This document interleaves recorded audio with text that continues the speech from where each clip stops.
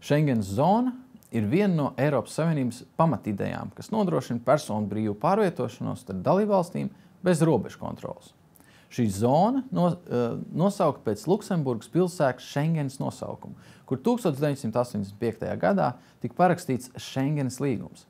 Šis līgums sākotnēji tika parakstīts starp 5 Eiropas Savienības dalībvalstīm ar mērķi atcelt pastāvošās iekšējās robežu kontroles un veicināt brīvu personu kustību.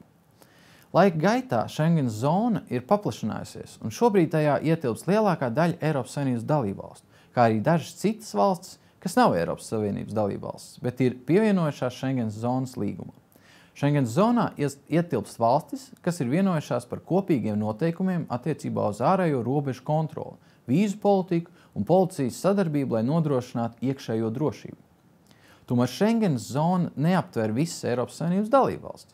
Dažas Eiropas Savienības dalībvalstis vēl nav pilnībā integrējušās Schengens zonā un tādēļ turpina veikt robežu kontroli pie savām iekšējām robežām. Tāpat ir arī valstis, kas neskatoties uz to, ka nav Eiropas Savienības dalībvalstis, ir Schengens līguma dalībnieces, piemēram, Norvēģija un Šveice.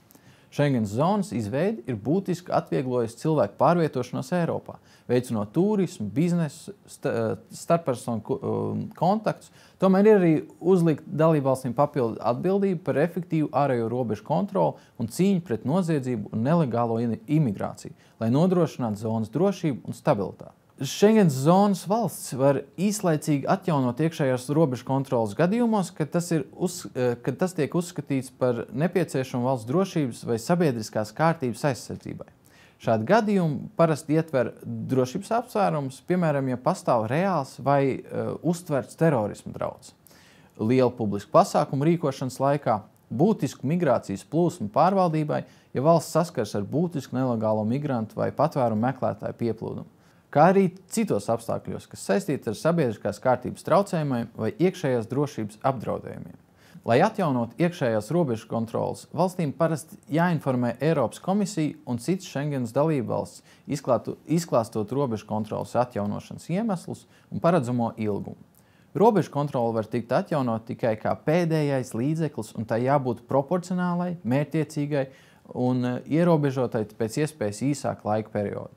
Šī sistēma paredz līdzsvaru starp brīvu personu pārvietošanos un dalībvalstu spēju reaģēt uz ārkārtas situācijām, kas prasa iekšējo robežu kontroli.